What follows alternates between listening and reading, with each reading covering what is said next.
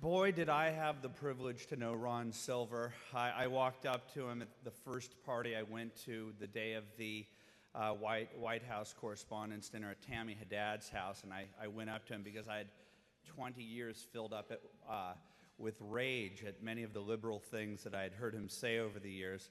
And when I sat down with him, I immediately realized I was dealing with, I swear, a genius. He was one of the smartest people I've ever met in my entire life.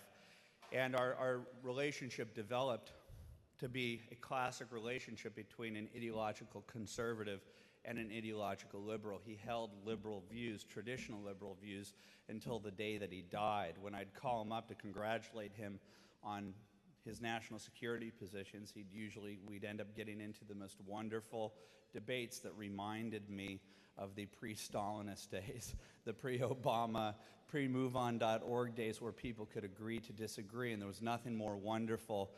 I mean, it's fun to talk to your friends that you agree with, but there's nothing better than having convivial relations with people with whom you disagree, and that is exactly who Ron Silver was.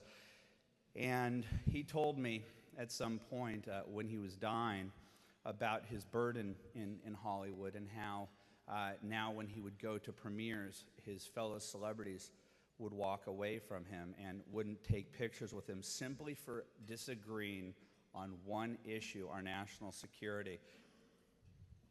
That's Hollywood for you, but I'm here to tell you that there are thousands of people in Hollywood who are exactly like Ron Silver, and for whom Ron Silver is somebody that they hold in the highest esteem, and they see as one day maybe I can go out there and speak on behalf of a set of principles and ideals that aren't that aren't public in Hollywood. And that is the reason why we created Big Hollywood, was to show the country that there is a different Hollywood. It's going to take a generation to change Hollywood, and Ron Silver is that sole representative of somebody who at the last time of the last moments of his life told this group of Hollywood conservatives that he doesn't have one regret having made the decision, acting as a patriot and going against those in Hollywood that would shun him in his last days.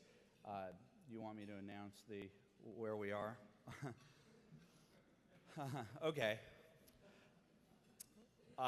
Frank and I have decided, along with this organization, that we're going to start the next group blog at Breitbart, and the goal of it is to get national security back on the front pages of the newspapers.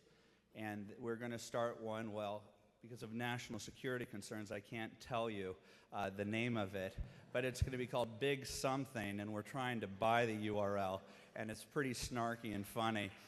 And I can't wait to go back onto offense. I'm sick of being on defense. This country's worth defending, and we are going to force the mainstream media to cover stories that they don't want to cover because they're inconvenient to this administration. So I look for huge, explosive things at this big, unnamed site. Thank you for having me.